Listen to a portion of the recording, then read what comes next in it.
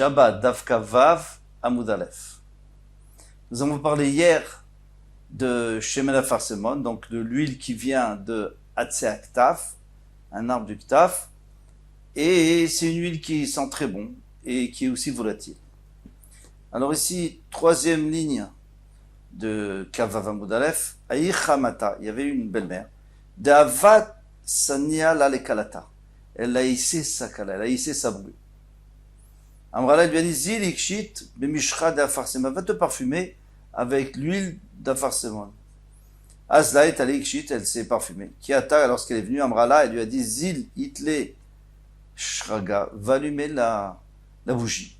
Azla itla shraga, elle a allumé infarba noural, le feu s'est attaché à elle, donc il a pris ve'achalta et elle a brûlé.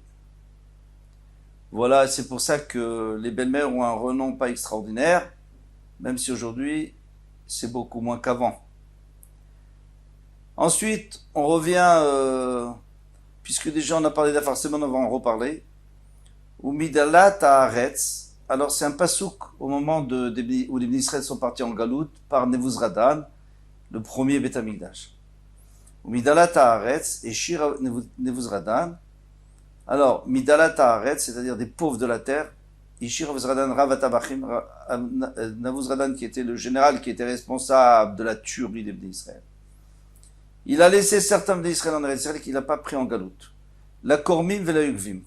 Kormim, c'est ceux qui récoltent, la Yukvim, c'est ceux qui pressent. On va expliquer. Kormim, Rabbi Yosef et nous, Melakte Afarsemon. C'est ceux qui récoltaient des Afarsemon. On avait besoin de ces gens-là parce que personne ne voulait faire ce travail, c'était compliqué, c'était difficile. Mais En-Gedi, et il y en avait, où il y avait des Afarsemonim, il y avait que en Eretz Israël. Et c'était à partir de En-Gedi, comme on connaît aujourd'hui, En-Gedi, c'est à l'ouest du Yam HaMelach, au milieu à l'ouest. Ve'ad Ramata, et jusqu'au nord-ouest de En-Gedi. Yogvim, c'est quoi? Elutsayade Chalazon. C'est ceux qui chassaient le Chalazon. Et pourquoi on les appelle Yogvim? Parce qu'ils le pressaient pour en faire de la teinture bleu-verte pour les tzitzit. Mais sous la mode Shel Tzour, à partir de la montée escarpée de Tzour, vers Haïfa jusqu'à Haïfa. Alors aujourd'hui, le Chilazon, on ne sait pas ce que c'est, on n'est pas sûr en tout cas de ce que c'est. Et des Afarsemon, en tous les cas, j'en ai jamais vu à cet endroit-là. Tanou Rabbanan. On met tous enseigné le Madikin Bet Tevel, Tamé Bechol. En Madikin, on ne peut pas allumer Bet Tevel Tamé, avec du Tevel Tamé Bechol en semaine. Alors, si en semaine, 25 km Shabbat et Kalvachomer Shabbat, ça on verra plus loin Shabbat pourquoi. Mais en tout cas, en semaine, il faut comprendre. Tevel, c'est de la récolte dont je n'ai pas prélevé quoi que ce soit. Ni du Trouma, ni du Maaser. Donc cette récolte est interdite à tout, même à l'utilisation, même on n'a pas le droit d'en profiter. Donc si on allume avec les nérotes, même en semaine, on n'a pas le droit, parce qu'on profite du Tevel. 25 km de Shabbat, Kayut c'est beau. Alors maintenant, quel est le chidouche? C'est que même le Kohen, que lui, il devrait pouvoir utiliser le Tevel, parce que qu'est-ce qui pose un problème? C'est qu'il y a encore la Trouma dedans, alors quoi? Et lui, de toute façon, c'est pour lui la Trouma. Eh bien non. On va voir plus loin que non. Pourquoi? Kayut c'est beau, on a appris à peu près la même chose. En madikim beneft, lavan, bechol. On n'allume pas avec du pétrole transparent, blanc, bechol en semaine, 25 km de Shabbat, et c'est pas la peine de dire que Shabbat c'est sûr qu'on peut pas allumer. Bishlama neft lavan, ça va bien, le neft lavan, ifneshu af, parce qu'il s'envole. Il est volatile. Et alors c'est dangereux. Aval, tevel, tamé, maïtama. Mais si c'est du tevel qui est tamé, quelle est la raison? Amarcha, la Torah a dit, Vani, inenatatilach, et mishmeret trumot. Je t'ai donné mes trumot. J'ai donné au Kohen mes trumot. C'est lui qui doit recevoir les trumot. Mishte trumot akatom medaber. Le pasuk parle de deux trumot, parce qu'il est écrit au pluriel. Echad trumat Torah, vechad trumat tmea. Soit si elle est Torah, soit si elle est tmea. Ma Trouma Teora en Lachba et la Mishatarama, de la même manière que la Trouma Teora, tu peux l'avoir seulement à partir du moment où on l'a prélevé. Vaelach, et après. Av Trouma Temea, si la Trouma qui est Temea, en Lachba et la Mishatarama el Vaelach, seulement à partir du moment où on l'a prélevé. Mais tant qu'on l'a pas prélevé, t'as pas le droit d'utiliser du Tevel et d'en profiter. Goufa, Rabbi Shimon ben Elazar Omer. Alors on va revoir ce qu'on avait vu avant. On va l'analyser. Rabbi Shimon ben Elazar avait dit, En Madikim Betzori n'a pas le droit d'allumer avec du Tsori. Tsori c'était quoi? C'était cette matière inflammable qui sortait du Hatse Afarsemon. Et alors, pourquoi on ne devait pas allumer? Deux raisons. De peur qu'il va en prendre parce que ça sent très bon. Premièrement. Deuxième raison, parce que c'est volatile et ça risque d'enflammer la maison. Rabbi Shimon ben Elazar Omer, Rabbi Shimon ben Elazar disait aussi, Tsori no el asraf me'atse aktaf. Le tsori, c'est que du sraf, c'est-à-dire c'est de la résine qui sort du atse aktaf.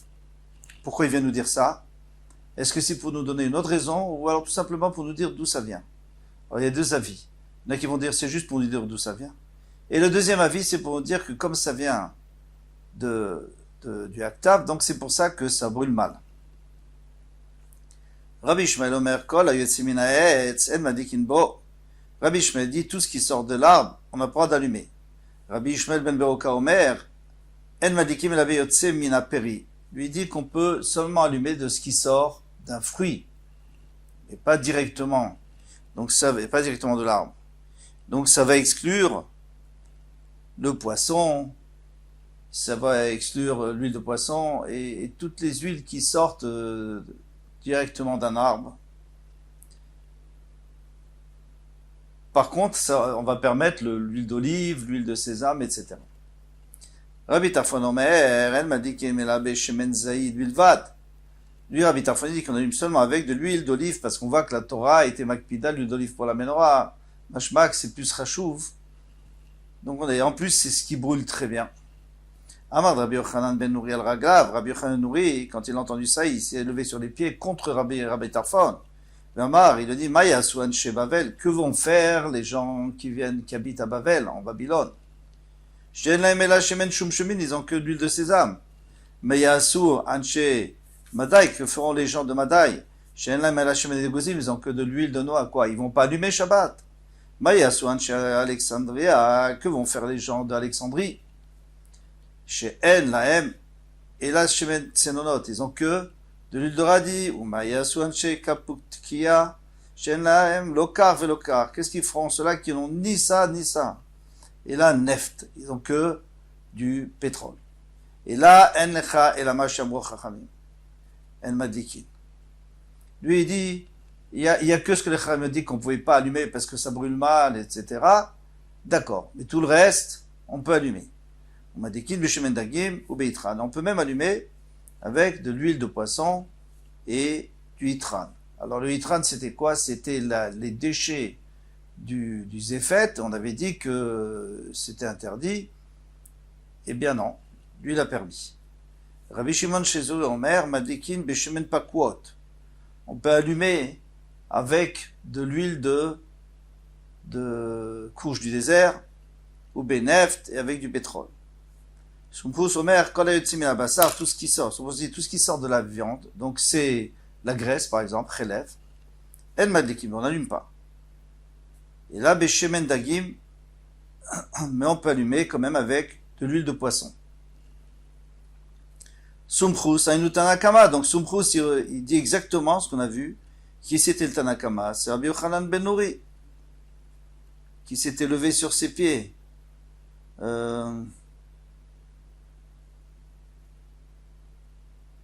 Oui, qu'est-ce qu'il avait dit, lui? Il avait dit qu'il faut suivre la vie des Chachamim. Donc on peut allumer avec, c'est juste avec du chelev qu'on ne doit pas allumer. Ben mevushal, ben sheno mevushal, ça c'est vrai. Mais le reste, pourquoi pas? Ika benayu de Rav Huna Amarav.